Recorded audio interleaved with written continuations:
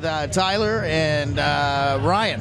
How's it going, man? Great, man. How you guys doing? Doing all right, man. We just got them playing a little bit ago. I got to meet you guys quickly at A&R Music Bar last year, and took some pictures, and I thought, okay, you're probably never going to remember the pictures. Maybe the one with my wife, which I thought I had on my phone because she's pretty hot. Okay. I'm like, you know what? They might remember her. So I was going to show you, and I didn't have it on the damn phone. Hot wife pics. Yeah, exactly. How was the tour with Nothing More? You get along with those guys? Yeah, it was a blast, man. Those guys in Wilson, it was just everybody hit it off right off the bat, and it was a lot of fun, man. A good experience. I'm looking forward to watching those guys play tomorrow. Yeah. Okay, great. They very quickly became my favorite band out there in the active rock scene.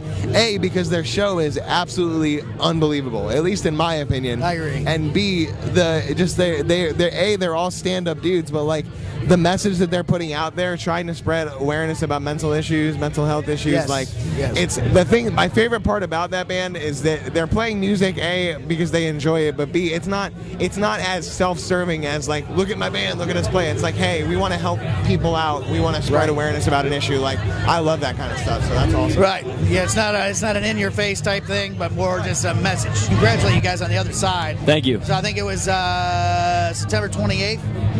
Is when you guys became number 3 on the rock charts. That's awesome, man. Thanks, man. Yeah, it's been a great ride so far. This has been an interesting year. Yeah, I mean, did you think that would ever happen? I mean, what, we 7-8 years ago? Yeah. No, I mean, yeah, we hoped it would. You know, of course. I always felt like if we had an opportunity or were given the opportunity, we would do well. But to climb that high, man, it's an honor, man. The fans have been great. The people that support the record and the music have been, amazing. I can't ask for more.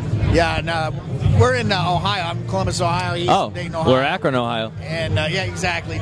So we're hearing it a lot more, even on local radio. Yeah. Heard a bunch on Octane even before it hit local radio, but now it's just taken off. Yeah, it didn't hit our hometown for a while either, but now it's it's everywhere. It's great. You know, again, we couldn't be happier. So yeah, it's good stuff. Good stuff. I read that you guys talked about having constructive criticism and being open as far as the writing process and when you guys were recording. And more or less to let everything roll off your back if you guys had any criticism towards one another. Do you think that was a big part of the success of the new album? Yeah, I mean, I think if you can't take constructive criticism, you're probably going to have some issues, you know? Yeah, oh yeah. Like, hard time being in a band. Yeah, hard time being in a band. I mean, I don't know. I think that we're pretty fortunate, man. We don't really have anybody who's like overly sensitive to anything. Everybody has their moments, sure, but you know, we're a pretty tame, chill bunch of dudes for the most part. Like, there's usually not an issue with being able to communicate your feelings as long as you're not a dick about it. You know what I mean? Right. As long as you can just communicate it in a polite, like, clear way, usually there are no problems. Yeah, and I don't know. I mean, that was the one thing I remember when we started this band. The one thing we were like, promise each other this, because we'd all had bad experiences being in bands with people that you don't want to be in bands with. Let's try everything once at least. If somebody has an idea, try it one time at least to see before you shoot it down. Whatever. Things go way better that way. Yeah. But yes, constructive criticism is a good thing. That's awesome. That's why I kind of chuckled at first because I went, I think probably everybody says that at first, and how long does that last? You know, some people can do it and some people can't do it. So that's great to hear. That's great to hear. So you guys played South by Southwest back in 2013. Yeah.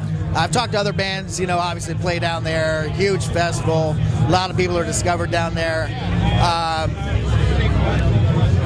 And I've heard other bands say things like, "Oh, that was our defining moment." You know, people started hearing us, and this guy talking to this guy.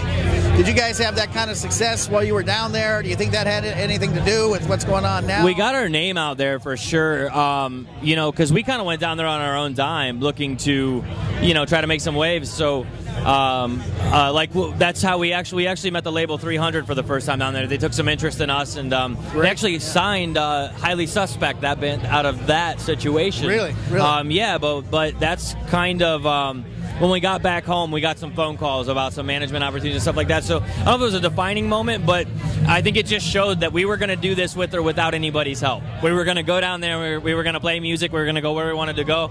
So I think that made anybody in that, you know, record labels, things like that, look at us and say, you know, we're not really gambling here because they're doing it anyway, you know. Right, sure. So.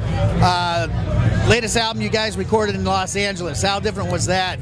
Especially being a fellow Ohioan, and my brother lives out there, so I'm a little used to being out there. And yeah, you know what, man, it was insane because, like, you know, you always watch like TV shows and movies, and you see parts of Los Angeles or anywhere in California, and like I think our singer Mike said it this way. He was like, it kind of seems like this far away like dream world. Yeah. And then to actually, you know, it's like, okay, you know the show Californication. Anytime I watch that now, I'm like, oh, I know where that is now. I know where that is now. Yeah. I think the coolest part about being out there was that there's definitely an inspiring energy out there. It's a very high energy place.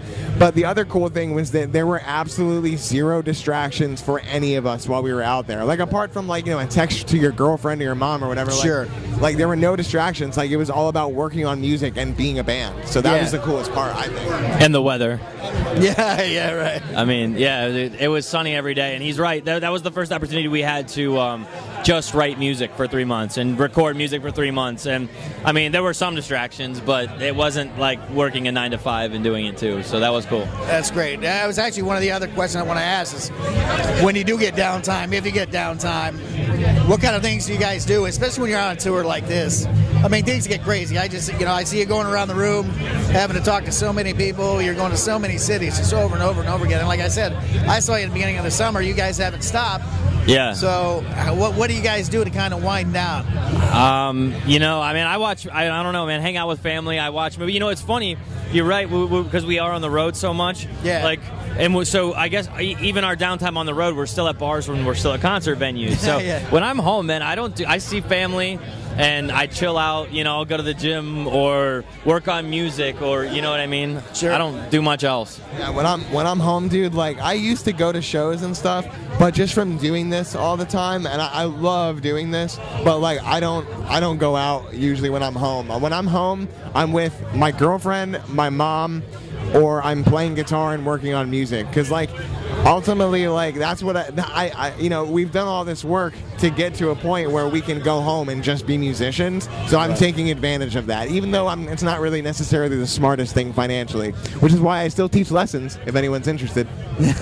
But outstanding. That's great. It's great. I hate to kind of backtrack a little bit. The other city I wanted to ask about, I think it was your previous album you guys recorded in Nashville. Yeah. How was that? I mean, I've been there. And it was good, man. Kevin Martin, the singer of Candlebox, produced it. Yes. We worked with Anthony Fox. He's a really cool guy. He worked with Aerosmith, some guys from Metallica and stuff. And it was interesting, man, because every time, every experience like that, you learn something new from somebody. And sure. I love Nashville. It's a blast. And I think that was the kind of final step in the independent direction for us, where it was maybe time to make a move and go to a label. So yeah, it was a great experience, though. Yeah, especially because I think, was it before that you recorded in Ohio? And was twice in Ohio. But we had done drums in Nashville for both records, and again on our own dime, man. We were, we did 3 full-length albums before Polyester Zeal, so that just came out. Yeah, very cool. Very cool. Yeah, it's an awesome town. I mean, especially, you know, going there, coming from Ohio and everything else, and things are really starting to move on. Yeah. When it's such a big city, a musical city where, you know, people have started. Oh, yeah, yeah. It's a big deal. My favorite part about Nashville was the fact that we saw a lot of bands while we were down there. And, you know, sometimes, you know, if you go into a bar on a Thursday night and there's a live band, it's going to be hit or miss. That's just the nature of the beast. But when you're in Nashville, that doesn't exist. Everybody is awesome all the time. And it's really intimidating. Because you go down there, just as a fellow musician, and you know, usually you're got some confidence to you, but then you go into a bar and you see this guitar player, who no one's ever heard of, who's just like absolutely incredible. And it's like, oh, that's why he lives in Nashville, you know? Yeah. So it's a really inspiring place to be, because there's so many people who are doing the same thing that you're doing and who are trying to do it better than you. So it's really inspiring, because it's just like, you got to stay on top of your game, you know? Yeah. Cool, very cool. What are we going to do about the Cleveland Browns? What's going on there? Who knows, man? Nothing good ever. It's hard to be a Cleveland fan. I know it. I'm not even a fan of sports, and I know that we're in trouble. Bad. They'll get it though. The rest of us watch on Sundays, man. We're all Browns fans, but yeah, dude, it's you know how it is. It's hard to be a Browns fan. Oh, it's brutal. It's brutal. Yeah. I've always liked it because, of course, I'm an Ohioan, but I'm a big Ohio State fan, and a lot of friends from Cleveland, Akron area also. And I tell them all the same thing. I'm like, hey, look, I can only stand one heart attack a week. I can't do two. Right? Yeah. You know, there's just no way. Yeah. Something I like to ask pretty much everyone is just the state of rock today. You know, the way I see it, I think we talked about it before. Everything works in cycles. Yeah, sure. And I see it back on the upswing as far as rock's concerned, and a lot more interest again, because I think people are getting really sick of the crap that's out there. Well, how do you see that? I think it's on the upswing too, man. I mean, look at the bands that are here. You know, it's everybody's favorites from 10 years ago, 15 years ago, and then I really like the new batch that's coming out, man. I mean, I like our band, but we're here. Right. Nothing More is here. They're killer. Beartooth just played. I love that new single. But it seems like you're getting variety again. I think that's where it was lacking for a while. I think there was kind of a sonic drag, this like symmetry where I don't know. I think it all started to mush together and become one thing. And some girl said to our singer Mike that for a while it seemed like any band on like an active rock radio station sounded like the same song with different vocalists, which I thought was really. I think that there was some validity to that because, like, you know, there wasn't a lot of. I don't know. We're all such fans of such different styles of music that, like, to hear any kind of one style for so long can get a little bit exhausting. So sure. To hear bands like Highly Suspect or like Nothing More, who have this like really different take on rock music, is really, really cool. I mean, I love to see bands like that succeed because they're doing something unique and it's paying off. Outstanding. Well, that's all I got for you guys. I really appreciate the time. You guys have anything else that you would like to say?